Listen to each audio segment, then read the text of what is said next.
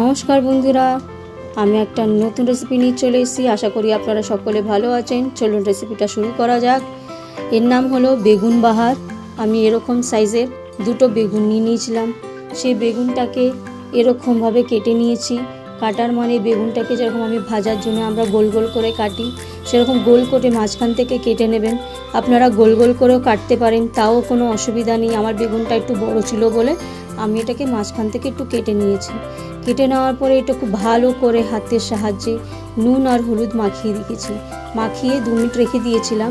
এদিকে গ্যাসের মধ্যে কড়াইটা বসিয়ে দিয়েছি। বসিয়ে দিয়ে সর্ষের তেল দিয়ে দিয়েছিলাম। পুরো রেসিপিটা সর্ষের তেলে হবে। সর্ষের তেলটা যখন ভালোভাবে গরম হয়ে যাবে, এইভাবে বেগুনগুলোকে দিয়ে আস্তে আস্তে করে ভেজে নেব।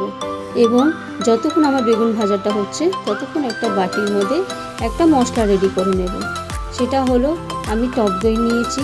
আমুলের যে প্যাকেট টক দই থাকে, সেই টক দইটা 2-3 চামচ নিয়েছি। এবং নেওয়ার পরে এর মধ্যে পরিমাণ মতন 2 চামচের মতন সর্ষে গুঁড়ো দিয়েছি। আমি সানরাইজের সর্ষে গুঁড়ো ব্যবহার করি, আপনারা জানেন। সেই সানরাইজের সর্ষে গুঁড়োটা নিয়েছি। স্বাদ মতন নুন দিয়ে দিলাম এবং ওর মধ্যে একটু টেস্টটা ব্যালেন্স হওয়ার জন্য 1 চামচের মতন চিনি দিয়ে দিলাম।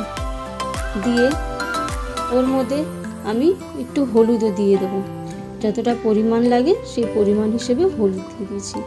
দেওয়ার পরে একটু চামচের সাহায্যে ভালো করে মিশিয়ে নেব। এইভাবে করে আপনারাও মিশিয়ে নেবেন। এর মধ্যে কি আছে? এর মধ্যে আছে দই, সর্ষে গুঁড়ো, নুন, হলুদ আর চিনি। এইভাবে একটা দেখুন কি সুন্দর দারুণ একটা পেস্ট তৈরি হলো।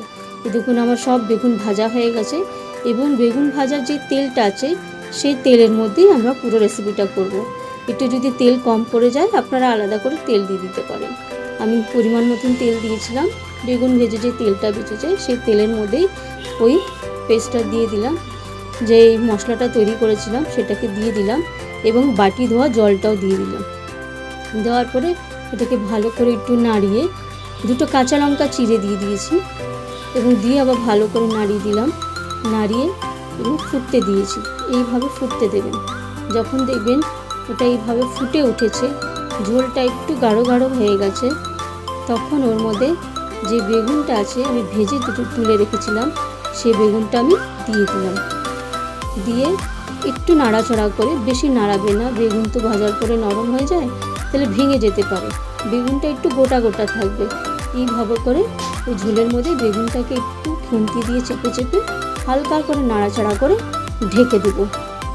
এবং ঢেকে দেওয়ার পরে একটু পর পর খুলে দেখব কি তেল ছেড়ে গেছে নাকি, আর জলটা শুকিয়ে গেছে নাকি। দেখতেই পাচ্ছেন আমার জল পুরো শুকিয়ে গেছে আর বেগুনের নিচ থেকে তেল ছেড়ে দিয়েছে। একদম এইভাবে, আর কিচ্ছু করার দরকার নেই।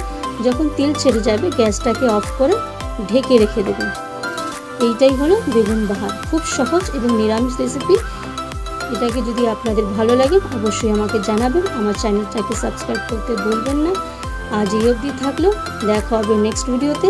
টাটা, বাই বাই এবং আপনারা ভালো থাকবেন।